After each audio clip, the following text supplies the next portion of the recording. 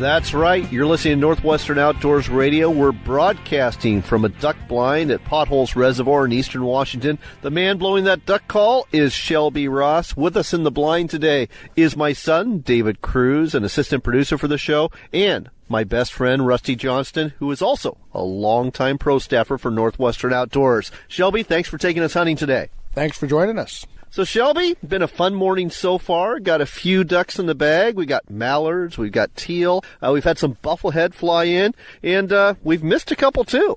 That happens occasionally. We try to get them close so it's an easier shot, but occasionally they get away once in a while. Well, folks, Shelby is the consummate professional as a guide, and I've got a little secret to share with you. You see, the Kruses may not be the best shots in the world. We're very enthusiastic about our shooting, but we don't always connect. So thank you for saying that, yes, sometimes they get away despite our best efforts. That'll happen once in a while. Again, the consummate professional. Well, let's talk about your operation here. You basically took over the famed duck taxi from the Meesberg family. Why don't you tell our listeners a little bit about this long-running operation? So I think the duck taxi's been operating on Potholes since the 50s, and primarily as a non-guided taxi service, hence the name, that delivers the hunters to blinds, sets the decoys for them, and then they do their own self-guided hunt. We also offer guided hunts as well, but the non-guided is primarily what most people are after. And you actually did take some non-guided hunters out, and they've been getting some shooting this morning. And yes, it's great. You've got these beautiful blinds. You've got the decoys set up for them. But I'll be honest, you know, the guided hunts have evolved into something special. And we're going to tell you why, because it goes beyond just the expert call, and it goes beyond the great Labrador Retriever you have, Tank, who's been making quite a few retrieves for us today. It goes beyond the great blind and everything else that comes with this.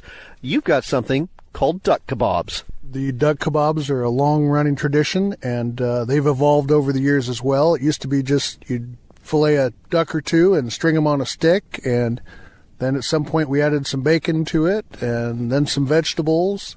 And about 6 or 7 years ago, I saw a show dove hunting in Argentina, and they were making dove poppers, and half a jalapeno filled with cream cheese, and they were using a chunk of dove. We used duck, and wrapped in honey maple bacon, and it is fabulous.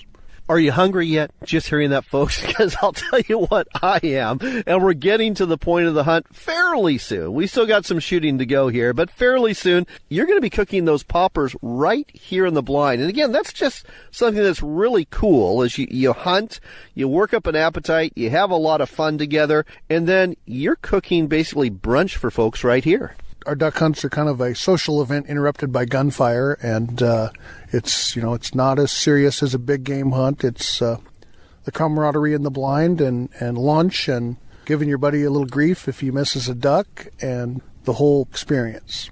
Well, there has been a little bit of grief given this morning, but there's also been a few high fives and congratulations as well. Again, it's been a fun morning. We are hunting with Shelby Ross, the owner of Ross Outdoor Adventures, and we got ducks coming in. We're going to bring this to you live.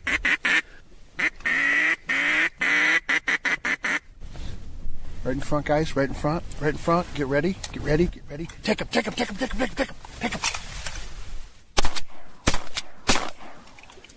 And that is a duck down. Outstanding. Outstanding shooting. Way to go, Rusty. Thank you. And a little bit of backup there by Shelby, too. Well, occasionally you got to give them a little help when they're trying to limp away.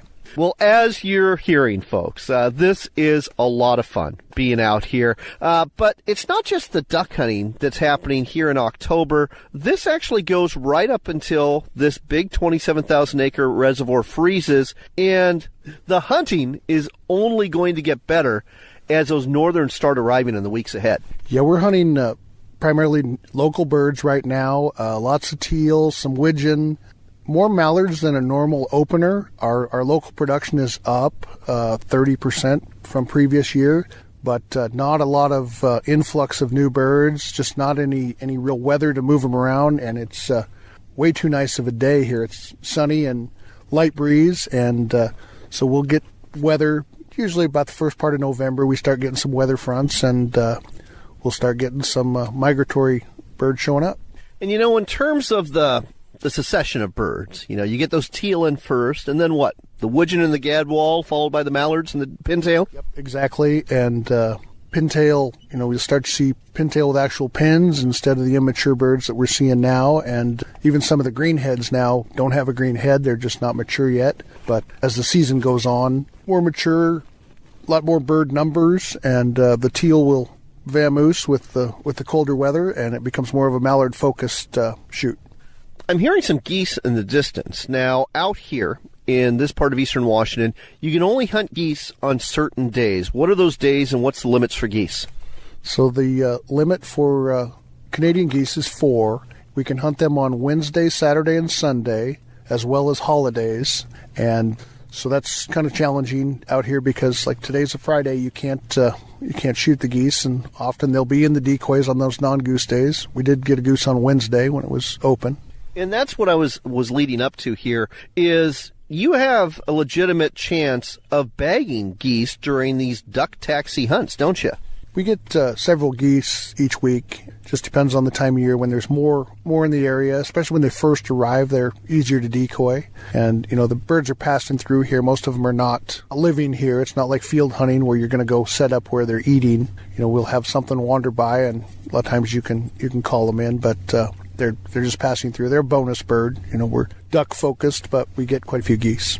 Some of those geese, and this is kind of a rare event that just happens here, I think in Washington, Oregon, there are those lesser geese, those taverner geese that come down into northern Grant County. They base at Stratford, and then they kind of fan out throughout here and eventually make their way down towards the Willamette Valley in Oregon. But they provide some real bonus shooting in November, don't they? Yeah, they are the first geese to arrive, the first birds from the north, and they come in droves of several hundred, and they're challenging to hunt, but there's lots of them. And then as the weather gets colder, then the big honkers will show up behind them. Getting back to the ducks, and getting back especially to the northerns, if there was a prime time to book a trip with you, what would it be? Are we talking basically between Veterans Day and the week after Thanksgiving? It used to be that Thanksgiving was the prime time, and it seems like the last few years that prime time has moved to 10th of November, maybe mid-November, but it's earlier than it used to be years ago. Here's the other question. Do you have any openings? I know you're a very popular guide. Any openings for this prime November time frame? We have several weekday openings. Most of the Saturdays are pretty well full, but other than that, we've got openings.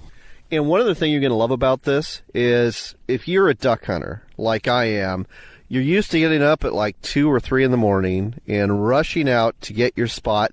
You don't have to do that here. You actually meet Shelby at the Mardon Resort Dock anywhere between 5:30 and 6 o'clock in the morning. He takes you out here. You just walk into the blind. You sit in some chairs. You have some coffee. If it's cold out, he's got a little fire that's going for you, a little propane fire. I mean, you are going to be comfortable. You're going to see birds. You're going to have fun. And best of all, you're going to get fed at the end of the hunt. It doesn't get much better than that, Shelby. No, it doesn't. It never gets old. So, as we leave, let's give folks a website, and we are going to talk again about walleye fishing in just a few minutes, but what's the website if people want to go hunting with you? Potholesfishing.com. That's potholesfishing.com, potholesfishing.com, to book a trip with Ross Outdoor Adventures for the Potholes Duck Taxi or walleye fishing too. He does that as well. You'll hear about that in just a couple minutes right here on Northwestern Outdoors Radio.